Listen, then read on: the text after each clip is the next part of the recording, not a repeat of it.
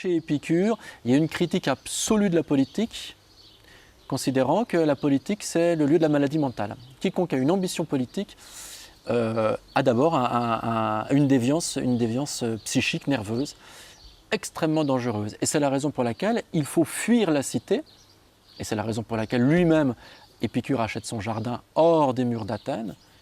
Et s'il dit « pour vivre heureux, vivons cachés », il veut dire par là « fuyons la vie publique, n'ayons qu'une vie privée, entre amis, et nous nous garantissons d'éviter cette maladie mentale qui s'appelle la politique et qui conduit au malheur. Pour vivre heureux, vivons cachés ». Donc voilà, un philosophe comme Épicure te dira par conséquent ici, le propre du philosophe, c'est qu'il est dégagé.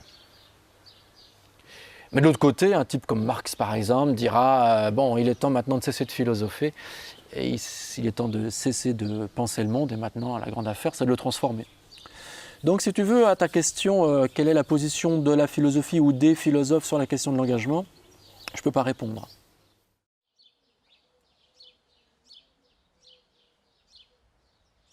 Moi, je trouve que c'est très bien que la politique soit dégoûtante et associée à la corruption, à l'ego surdimensionné.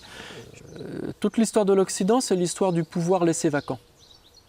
On a coupé la tête à Louis XVI, on a inventé la démocratie, on a inventé la laïcité. Qu'est-ce que c'est sinon s'accoutumer progressivement à une expérience qui est l'expérience de la disparition du pouvoir.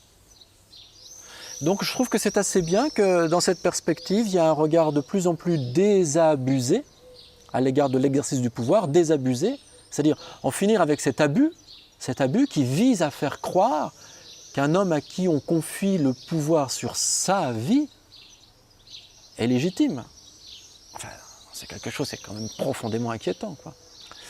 Donc je me réjouis qu'il y ait maintenant cette espèce d'idée qui se répand toujours plus, qui est l'idée sur laquelle, au fond, les gens sont de plus en plus désabusés, parce qu'enfin, pour la première fois, ils voient clairement que le pouvoir corrompt. Ce qui est vachement important, c'est que le pouvoir n'est pas un lieu qu'il s'agit de conquérir. Le pouvoir, ça n'est plus l'Élysée, ça n'est plus Matignon. Le pouvoir, c'est d'abord un rapport entre soi et autrui, un rapport entre moi et des institutions, qui est un rapport qui s'inscrit dans la durée, qui se prolonge sans cesse. Et par conséquent, ça veut dire que ce n'est pas un lieu à conquérir qui va me promettre la libération, c'est à chaque instant, à tout moment, dans ma relation aux autres, dans mes relations au monde, dans la relation à la nature, dans la relation aux institutions, toujours penser ces rapports de force qui vont toujours chercher, eux, à m'enclaver et desquels, moi, je dois chercher à m'échapper. On est rentré dans un monde qui est un monde dans lequel il n'y a plus de politique. Il n'y a plus que des techniques qui sont toujours plus fines pour diriger et conduire le cheptel humain.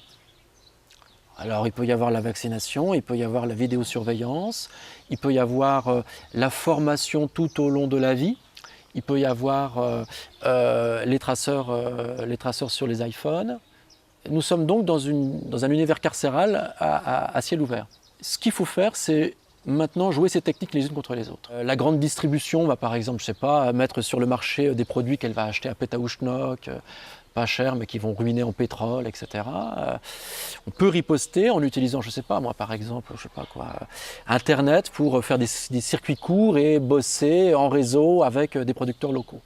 La critique active du capitalisme, elle doit se faire parce que c'est un des biais par quoi tu peux engager aussi une critique de l'aliénation ou une critique de la domination, mais elle ne peut pas se faire autrement qu'en fabriquant de nouvelles situations et de nouveaux rapports sociaux. Et en finissant avec l'imposture qui vise à dire tout sera réglé par la conquête du pouvoir. Ce n'est pas la conquête du pouvoir, c'est le partage de la puissance. T'as vu ça, putain? C'est profond, hein. C'était beau, ça.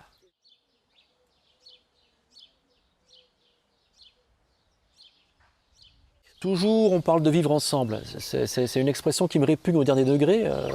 Les mouches autour d'une merde vivent ensemble. Elles sont dans le même espace, elles zonzonnent et chacune essaie d'avoir sa part de merde. Les gens au supermarché avec les caddies vivent ensemble. Donc le vivre ensemble, il n'y a rien de plus stupide. Beaucoup plus difficile par contre, c'est le vivre en commun. Et comment tu élabores le vivre en commun? déclinaison de la République, c'est pas autre chose. Hein. Il n'y a pas grand-chose qui nous unit en commun. Il y a des choses qui nous unissent en privé, c'est faire l'amour. Et la seule chose qui nous unit en commun, c'est manger. Manger ensemble et parler en commun. Le Parlement, fondé par les Grecs, il vient de là aussi. Hein. Et ce qui est rigolo, c'est que quand tu lis Homère, tu te rends compte, bon, qui est quand même le récit fondateur, hein, Homère met en scène Télémaque, qui se rend compte que son père Ulysse n'est pas revenu. Or, toute la geste d'Ulysse, c'est quoi? C'est un type qui traverse toute la Méditerranée et qui est confronté à 1001 peuples, qui est confronté à 1001 cultures. Et il y a une séparation très très simple entre des peuples qui savent se tenir à table et qui savent partager le repas et d'autres qui ne savent pas le faire. Et à chaque fois, les adversaires d'Ulysse sont ceux qui ne connaissent pas les règles par quoi on peut faire table commune. C'est ce qu'on appelle le mot de la fin.